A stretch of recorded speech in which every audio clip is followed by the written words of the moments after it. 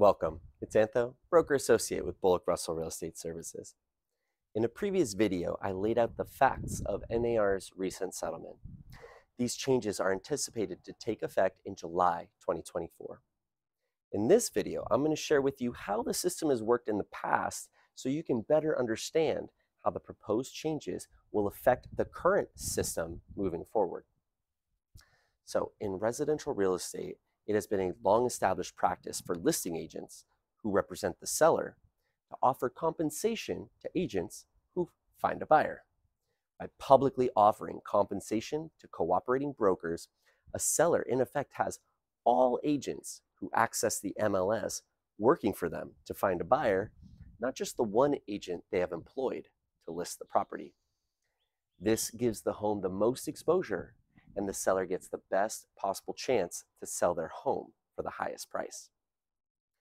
In the past, the agent who found the buyer was known as a sub-agent and had a fiduciary duty not to the buyer, but to the seller. This increasingly resulted in confusion for buyers who often assumed that the agent who wrote up their offer was also advocating in their best interest.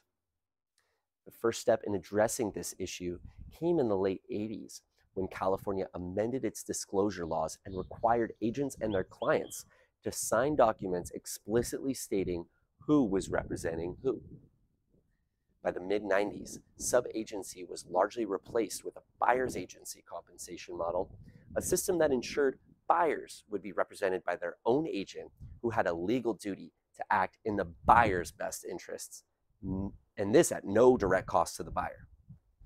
The money for the buyer's agent compensation came from the listing agent's fees, which were paid by the seller.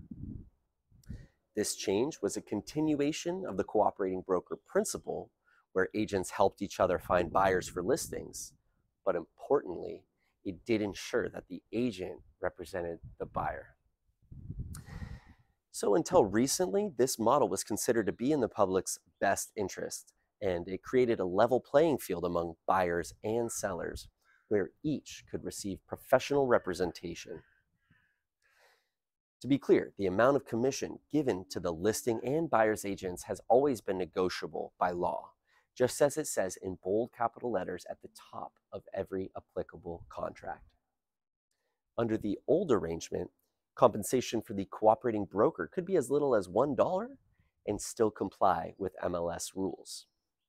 The issue in the Sitzer-Burnett case is that major real estate brokerages have trained their agents to ask for a typical listing fee, which includes that buyer's agent commission.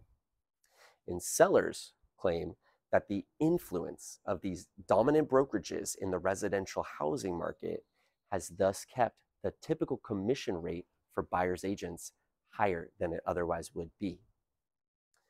To reiterate, sellers and buyers have always been able to negotiate the commission of their respective agents. The issue is publicizing the offer of buyer agent commission on the MLS. I know this is a confusing matter, and the truth is that the future is uncertain. If you'd like to learn about the services I offer buyers moving forward, then please watch my video titled Buyers, What I Do for You. If you have any questions, you're welcome to leave a comment or contact me directly. And if you learned something from this video, please give it that thumbs up and consider subscribing. My name is Antho, broker associate with Bullock Real Estate Services. Buy, sell, or lease, I'm always here for you, your family, and your friends. So put my knowledge and passion for Orange County real estate to work for you. Thanks for watching.